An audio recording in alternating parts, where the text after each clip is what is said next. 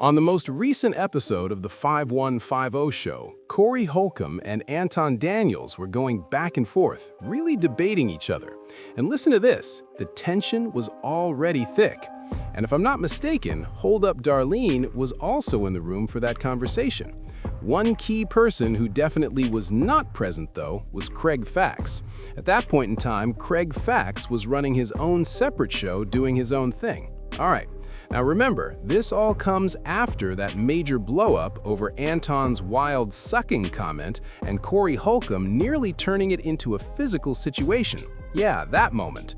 And then, after all of that, Anton Daniels went on to say something that actually mattered, something people probably didn't catch the first time. I love Craig, but they will not call you out on your bullshit and challenge you. Now you trying to turn? No, you asked me for the feedback. I didn't volunteer it. You forced me. I said, you know what? I don't want to do that. Okay. Then you said, okay, well, Anton, go ahead and keep on naming names and let's get to it. Okay, well, let's get to it then, if that's what you want to do. Well, how about this? Let me. Can I respond? Because Darlene is real chill, and she not gonna cause no friction, and Craig is happy to be here. Okay. So can I say something about that? But see, you don't cut me off. I don't, because I'm rich too, so I'm cool. I got my own movement, I got my own motion, so I can tell you the truth. And I think that you also surround yourself with people that will not challenge you because you big dog to them. You big. Anton straight up says, listen, Craig and Darlene are basically yes men for Corey Holcomb. And hold up, that's a heavy claim. And let me jump in right here. I know a lot of people feel like Craig especially, agrees with Corey most of the time, but you've got to put that into real perspective. At the end of the day, it's Corey's show. Craig is a comedian. He's there to crack jokes, add flavor, and naturally align with the room's energy. Now, where Darlene comes into play, listen to this. She'll take a certain level of roasting from Corey, but once the conversation drifts into relationships, she'll push back here and there, even though overall they don't disagree much, which is why you see that dynamic play out across so many episodes of the 5150 show. Now, one thing I will say, and this is important, the comedy element works because a lot of the conversations can feel like an echo chamber.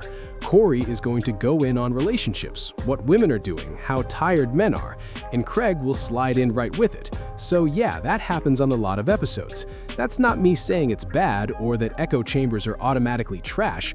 I mean, shoot, I'm an echo chamber to a point too, but I can still understand why Anton would look at it and say what he said.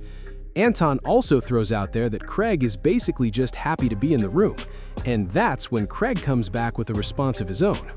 I didn't appreciate that, man. We talking about a legend in Corey Holcomb that sacrificed a lot and experiences a lot of controversy for having the heart to speak how he feels, regardless of what people think about it. You know what I'm saying? So when I was just happy to be here, I laughed because look, I'm a comedian. Anybody that really do comedy know Corey Holcomb is one of them. It's an honor to do 5150. I'm not on 5150 to make it my show. That's Corey's show. I'm there to be a compliment, you weird ass. But I love to debate you. I love to debate you. You got to play your position on whatever team you on. It's called alignment, exactly. Now, listen to this. I want to rewind for a second and go back to the exact framework Craig used when he broke down Anton and Corey Holcomb. Both have justified opinions to feel that whatever way they want to feel. Antoine being a conservative, pushing the narratives, he the right to do it. Corey being who Corey is, being a comedian with a comedic point of view. That's what a lot of people who are political don't understand about a comic. A comic's political point of view is personal. It's not political. So it's a personal point of view based on life experiences, and it's your interpretation of the world through your view. When you have somebody that's political, their worldview is really a microcosm of whatever political party they're subservient to. So that was the dichotomy, that was the difference, that was the minute difference in the messaging that was coming from both brothers. Corey is speaking his comedic point of view, his comedic point of view versus a political point of view. See, in politics, they always try to make the party's agenda supersede the individuals. Now again, I want to really dig into this, because Craig actually explained this better than I could. But listen, This is an intellectual framework problem we keep running into in Black America. You've got one side that leans more toward an institutionalized way of thinking. I won't even call it a straight-up corporate Republican playbook, because Anton is entertaining. You'll say the N-word, and he's not stiff or dry with it. He's not packaged the same way as someone like Byron Donalds or Byron Donaldson, or even Brandon Tatum. But make no mistake, Anton Daniels still operates within that same overall framework. Now again, I don't even know if he's deep into the Israel-Palestine conversation. I honestly don't hear him speak on that much. But what you will hear is the push for family, the bootstrap mentality. Pick yourself up and grind. You'll also highlight negative issues within Black America. This is why Black people are dumb.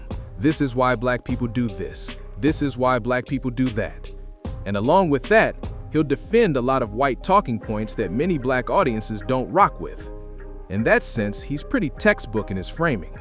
So if you listen to the Hodge twins, if you listen to Brandon Tatum, if you listen to Candace Owens, and if you listen to Anton Daniels, it's about 99% the same message.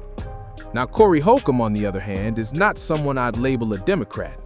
I don't even know if Corey votes at all, to be honest. But Corey lives in a framework built on lived experience, coming out of Chicago, moving to California, and reacting to what he's personally seen. And you're always going to have someone who follows that path. And honestly, he might truly believe it. I see Anton's position as an inter-institutional framework of Black conservatism. Anton Daniels fits that mold 100%. Corey Holcomb, meanwhile, is living in his own lane entirely. He's not a Christian, he's not really tied to marriage, he's not locked into a lot of traditional structures at all. So in many ways, he's the direct antithesis of what Anton represents. And the real truth is, the more you watch these two, having a traditional debate with either one of them almost doesn't make sense. And that's exactly what Craig Fax was pointing out. I want the debate. Come on, Craig Fax. Man, I'll kill you all. Now, here's the deal. Craig is saying he wants to throw down in a debate with Anton Daniels, right? And look, I like Craig. I don't even know if he knows me, but I respect the guy. Here's the problem with what Craig is saying. You're straight up wasting your time. Anton Daniels is not wasting his time, though. His framework is already locked in. He's not going to flip just because someone sits across from him in a debate. See, my approach is different. I want to engage, not just to prove my framework, but I'm open to changing it if someone shows me I'm wrong. And yeah, that has happened. If you can point out where my framework is flawed, where I misjudge, or where I've made an error, I can come back, learn, and say, you're right. Debates should only happen for that reason, not to cling to your position just to make someone else look stupid. If your goal is ego flexing, it's pointless. True debate is about frameworks being adjusted, about learning, about growth. And here's the truth. Craig Fax is not going to learn anything from Anton, and Anton is not going to learn from Craig. It's just not going to happen. So again, I had to make a choice. And let me be clear, this is exactly why I don't debate white supremacists. People have hit me up and said, hey, what about debating someone on white supremacy or debating the Black left? Honestly, I have zero intention of that. After listening to the left and hearing their points, I don't feel anything would truly shift my position. Sure, I'd hear them out if I engaged, but in reality, we wouldn't get anywhere. As much as I'm open to changing my mind on something, I can't trust that they would do the same. It's smarter not to talk. White supremacists? Absolutely not. I don't engage with white racists, Hispanic racists, or anyone anti-Black. It's a waste of time. There's nothing to discuss with someone who has already made it clear they hate the Black community or want nothing to do with us, especially when I agree on separation. That's already settled, no need to argue. So why would I sit down with Nick Fuentes? Why would I do a podcast with Myron from Fresh and Fit? We already know how that plays out in their circles. Their communities see that the white people they're trying to impress have zero care for them. So again, why waste energy? Craig Fax is mid-40s, late 30s. He's not going to learn anything from Anton, and after the debate, Anton's gonna hop on his channel and say he won anyway. Neither of them truly benefits, and that's the point. This is the classic Black America problem. If your framework is rigid, If emotions run wild, nothing changes, and the debate becomes meaningless. I want to engage with people who actually want to build something positive around the Black community, people ready to work within that framework. If that's the conversation, great, let's have it. Otherwise, it's all a waste of time. So, guys, what do you think?